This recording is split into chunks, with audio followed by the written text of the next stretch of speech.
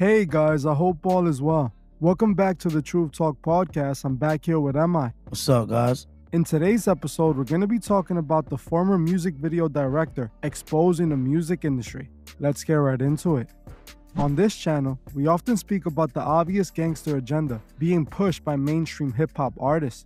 We have talked about the destructive effects of genres like gangster rap and now drill music that is currently having a devastating effect in the Bronx, where I was born and raised. We spoke about how the industry is set up in a way that allows big music executives to monetize and make billions off the destruction of the youth in urban communities by pushing gangsterism through the artists they sign to their labels. Most people would defend gangster rap and drill music, stating that these artists are just rapping about their lives and their environment. The thing is, we already learned on this channel that this is far from the truth. In previous videos, we spoke about the rumored secret hip-hop meeting that took place in the 90s. The meeting was allegedly between the biggest music executives in the industry that were discussing the future of hip-hop. In that meeting, the executives were instructed by some new investors to only sign and market gangster rappers. The reason for this was that the new investors were allegedly invested into the private prison industry and wanted to encourage a specific group of people to live a criminal lifestyle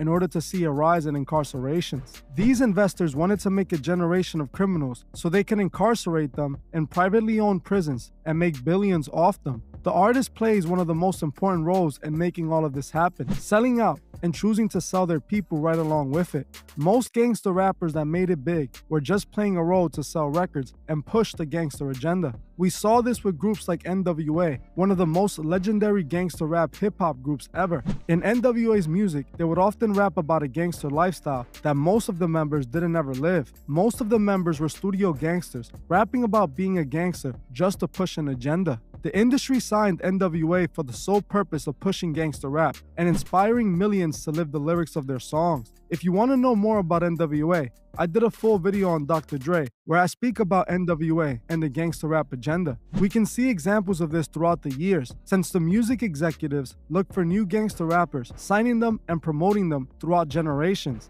The entire 90s consisted of gangster rappers. In the 2000s, 50 Cent pushed the gangster rap agenda to new heights and became the biggest gangster rapper out. In the late 2000s and early 2010s, Lil Wayne rapped about the same gangster rap agenda, and he was the biggest rapper out. Then drill was born in the 2010s, which created a whole new problem. Now in the 2020s, we're seeing just what a problem gangster rap has truly evolved into, with this gangster rap wave of artists. While these young rappers are destroying each other and their communities, the executives are in their mega mansions collecting billions off all the destruction the music they push causes. These kids that have been brainwashed to destroy each other don't know that all this pain they're going through is done so that these rich people can become even richer and live like gods on earth. The industry is sacrificing those at the bottom so they can have what they want at the top. These rappers sell out and choose to portray gangsters because they know people have been manipulated into thinking being a gangster is cool and honorable. They also do it because they know if they don't, they won't get signed. So many of the biggest artists are guilty of being studio gangsters, like Tupac, who we spoke about in the past. Tupac created his thug image to sell records when in reality, he was a theater student. The youth where I came from in the Bronx are convinced that being a thug and a gangster is something to strive for. I have seen so many of my friends lose it all because of living a lifestyle that they were influenced to live by these rappers. Someone who feels similar to me when it comes to the industry is this former industry music video director, Robby Starbuck, who after Takeoff passed, he decided to post this video. In light of seeing that a rapper from Migos, I just wanted to go ahead and make a video about something I have a unique experience in. So I directed a bunch of rappers, people like Gucci Mane, Snoop Dogg, Lil Yachty, the list goes on and on and on, okay? I learned a lot of things, and I have left the industry largely over my political beliefs, but there is something I want to impart to people to hopefully, make some sort of change happen. So I have a challenge to rappers. I know some of you still follow me. I know a bunch of the celebrity blogs still follow me from trying to get news from music videos and things like that. Here's the truth. The truth is this: a bunch of young black male rappers keep dying. You know who's not dying? Record executives. The executives that push for them to continue to make songs and create a culture that is obsessed with death, drugs, period. The industry is obsessed with it, but those record executives, they're not done because they don't push this culture on their own people, but they're encouraging you to push it on yours. They're paying you handsomely to do it. The reality is, I know a lot of you are good people, you're family guys. You're not the image that you put out there to the world. Why? Why don't you be the example? Stand up. I challenge you. Be the example. Make music about the culture you want to see. Don't just get online today and talk about how, whenever a rapper makes it, his own people take him down. Don't just make those videos. Don't be sad. Don't rest in peace. None of that stuff. Be the change you want to see. Inspire it in your community. Reach out to other rappers and say, we have to stop. We're being used. You've been used for a long time. They create this paradigm to make you believe that you're so important and your celebrity status is worth so much, but in truth, you're a pawn in their game and you always have been. The government has wanted to hold down communities of people in different ways through different methods for a very long time. Their method in the Black community has been to use entertainment to create a culture obsessed with death, drug, and money, so that they could create a false paradigm of what happiness and what success really was. And in doing so, they created a world that also made people more dependent on government, and as a result, gave themselves more power. The record executives that push you to do this, to go and continue to profit off the backs of your work, they're in cahoots with the elite. They want you to think you're important. In truth, you're just doing their dirty work for them, so stop. They've empowered you in ways that are real. You have an audience, you have platforms, you have the ability to make change. So go against the grain together. They're more afraid of you all together standing up and creating a new culture that's built around family, faith, freedom, doing the right thing, valuing life, than they are of anything else. So I challenge you, use your power to do the right things. As you heard for yourself, Robert speaks nothing but the truth, and his words mirrors everything that we've been bringing up on this channel. Robert starts his video by challenging the rappers to stop being studio gangsters. He tells these rappers he knows they're not living that gangster lifestyle they rap about. He encourages them to instead rap about the life that they actually live. He brings up the fact that the artists keep on passing while the label executives stay living. He mentioned how the record executives don't push the gangster rap agenda onto their own people. He speaks how only rap music pushes death to its listeners. This is very important, as it's something we often speak about on this channel. Gangster rap was solely created to push the Masonic agenda. What's sad is that they succeeded in brainwashing the entire generation into willingly destroying themselves. When I was much younger, growing up in the Bronx, I myself was a victim of this agenda. I wanted to be just like the rappers, and I didn't care of the consequences. Sadly, most people fail to realize this until it's too late. The Bronx is literally turning into Gotham from Batman, and the city is taken over by crime. At the head of this all, we can find drill music and the popular drill rappers telling their fans to drill and catch bodies in every song. These kids are rapping about the real people who passed and convincing their fans to sing along to it. These are the role models for this generation. This is who the children in today's world are inspiring to be. That meeting is no myth. I believe it took place, and it's the reason why we are where we are today. Robert also demands that the rappers change what they rap about to save their own people. He tells them to rap about positive morals through their music instead of money, death, and destruction. I couldn't agree more with Robert, and it's the reason why I created Truth Records. Robert makes it clear that the music industry is working hand in hand with the elite, something that we already know. The Masons truly run the music industry, and their symbols are everywhere to prove it. This is their plan, and sadly, it's working perfectly. They don't want us to come together. They want us divided. It's the reason we see everyday people in urban communities destroying each other. They have divided us, using their mind games and manipulating us into being who they want us to be. Like Robert said, we need to be the change that they want to see in the industry. We can no longer promote destruction to our people for financial gain. We shouldn't show support to the music that is causing the destruction. We need to encourage these rappers to change their subject matter, because destruction isn't the only thing that happens in these communities. I lived in the Bronx for most of my life, and the Bronx isn't only about crime and pain. There's beauty in these communities that are getting overshadowed by the evil the devil is feeding to the world. The industry is expecting us to continue to accept this and support it. Let's show the industry that we have control and we no longer want to be influenced by their evil. A lot of the stuff that Robert is saying is literally the problem with our world, and we're noticing this day by day. Wouldn't you say, am I? Yeah, I'll say that because, I see music. To me, music makes me feel a certain way when I hear it. I'm pretty sure it's like that with everybody. Depending on your mood, you hear a certain kind of song. And that song is gonna, whether the certain mood that you're in is gonna make you feel a certain kind of way and make you want to do something, When you watch this director speaking about the situation, what came to your mind? Did you notice that it's true that the music affected you as a child when you were coming up? Did you notice that it affected people around you? Of course, man. It affected the whole hood. whole neighborhood, everybody I chill with, all my friends, we were only listening to gangster music. Yeah, we all listen to R&B and all that, but we grew up listening to that trap music. So we grew up to live that life that the rappers are rapping about. Feel me? Like we were living the life that they're rapping about, that they're not even close to living. Exactly. And this is what Robert is saying. Robert is saying that it's not really only the rappers that want to do this. It's the industry. The industry is instructing the rappers, this is what we want from you. This is what you're going to rap about. And then you notice, the biggest rappers have always been what? Gangster rappers, wouldn't you say? Oh, yeah. In hip-hop, it's always the gangsters, you know? You got your little J. Cole and Kendrick Lamar, but they got their little time here and there, but they not as popping as the Little Durks, the Kodak Blacks. You know what I mean? Like, it's a part of their whole plan. They know what they're doing. They brainwashing our kids to be programmed a certain way so they could grow up and be like, hey, let's pop these, let's pop that. Let's go sell this and do that. Go get our ops because they dissing my hood, or they got these kids in the hood hurting each other over projects that they live in or blocks that they live on. Doesn't even make sense. They fighting for something they don't even own. Exactly. And it's what I was saying. It's how they divide us. That's exactly how they divide us. They create these fake problems that they make us fight over. Like, oh, you represent red, I represent blue. We had to destroy each other over it. You understand? They create these fake problems using the rappers to push the culture. I remember, like I said this before, Lil Wayne, one of the things that he pushed the most through his music was, I'm blood, I'm a gang, I'm this.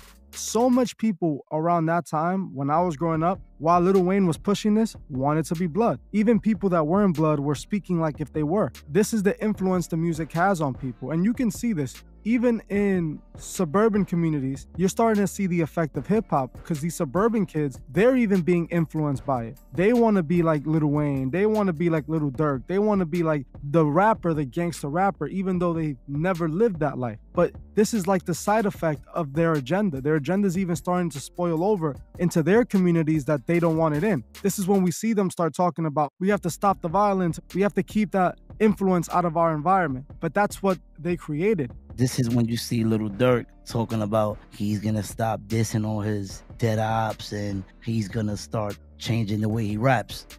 What you saying right there. That's exactly what I'm trying to say. He's doing that now, though. When you think about the agenda as a whole, what just happened to take off? Let's say none of it was a sacrifice or any of it. Let's say it was just some street things. This is exactly what hip-hop pushes, though. Hip-hop, if you listen to a rap song, what happened to take off is what technically is supposed to happen every day, according to rap music. Hip-hop tells you, oh, if someone's messing with you, take them out. Don't let no one mess with you. Don't let no one act. You got to act like you're the toughest man in the world. Why? Is because they're the ones to gain. If they truly own the prison systems, if the same people that are invested in the music industry are invested in the private prison industry, why wouldn't they want to promote the crime if they're going to gain from it? If they're going to literally make money off of us destroying ourselves? What's plaguing our community, where me and you come from, where me and you spend our lives in, is this gangster agenda. What's had the most devastating effect, and that we're seeing mainly today, to this day, is the gangster rap agenda, which has turned into drill music. If you see with drill music, we've spoken about drill several times,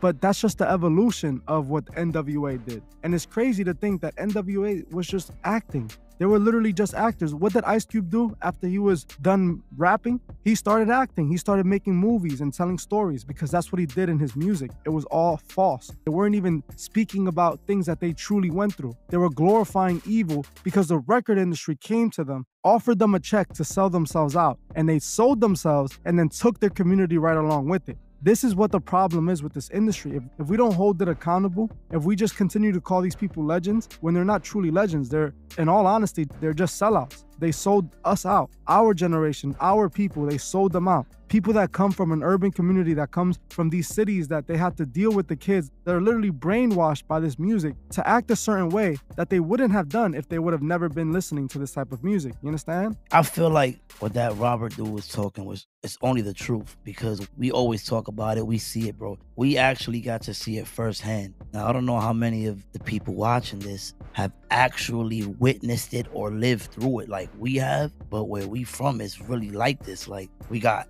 dudes on a corner trapping all day, living the life of rappers. We got the young boys now committing crimes that are giving them life sentences. It's all due to the music. It's nothing else. There is no other reason why. This is what they listen to. This is what they want to be like. This is what they look up to. And it's what they're going to follow. And, you know, we as adults and as humans, we shouldn't keep allowing this thing to happen over and over. It's getting out of hand. You know, I see little kids taking each other out. I see it all the time. And it's like, it's out of control, man. It's crazy out there. I think that's what happens after generations and generations and generations pushes the same agenda. We eventually get to this point where, you know, the kids love it. This is what they're expecting. If you're not doing this gangster stuff, we don't want to hear it. Going back to what I said at the beginning of this, do you think that secret meeting took place? The secret meeting that they talk about between the executives and the private prison investors that, you know, told them to only sign gangster rappers? Yes, because they need to keep making money. They need to keep making arrests. They need to keep having bodies dropped. Think about it. We signed this dude. He's going to influence millions of kids to go out there and do something so crazy where we could just